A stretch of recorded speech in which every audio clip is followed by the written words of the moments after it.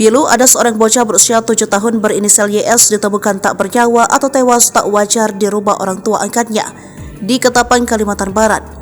Kematian bocah YS ini pun menjadi perhatian publik lantaran diduga mirip kasus kematian bocah Angelin di Bali yang dulunya membuat heboh publik Indonesia. Kasus ini menyita perhatian khalayak ramai terutama setelah dibagikan oleh pengacara kondang Hotman Paris di akun Instagram miliknya pada Sabtu 2 Desember 2023.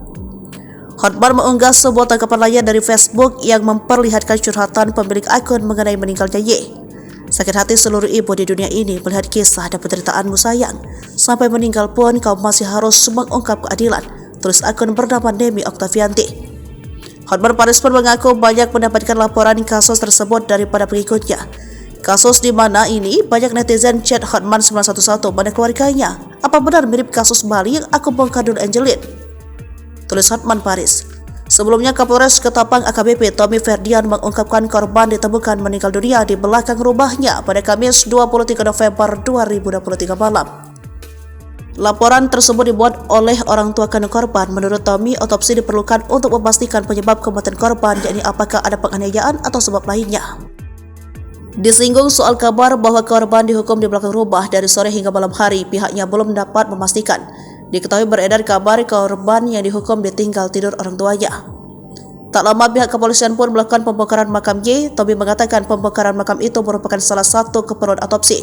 Otopsi biasanya memakan waktu hingga 2 pekan, kendati demikian pihaknya berupaya agar hasil secara teknik dan saintifik bisa berjalan lebih cepat.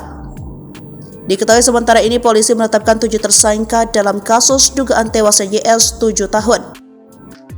Bocah asal Kecamatan Sandai, Kabupaten Ketapang, Kalimantan Barat. Ketujuh tersangka adalah orang tua angkat korban berinisial SST dan YLT. Lalu karyawan toko yang bekerja di rumah tersebut berinisial MLS, DS, AMP, DS, dan AA. Tommy menjelaskan ketujuh tersangka memiliki peran masing-masing dalam kasus ini. Di antaranya melakukan kekerasan fisik secara langsung, membantu melakukan kekerasan fisik, dan ada juga yang melakukan pembiaran. Tommy menerangkan orang tua kandung korban telah membuat laporan dan meminta peristiwa meninggalnya korban untuk diselidiki. Disinggung soal kabar bahwa korban dihukum di belakang rumah dari sore hingga malam hari, pihaknya belum dapat memastikan.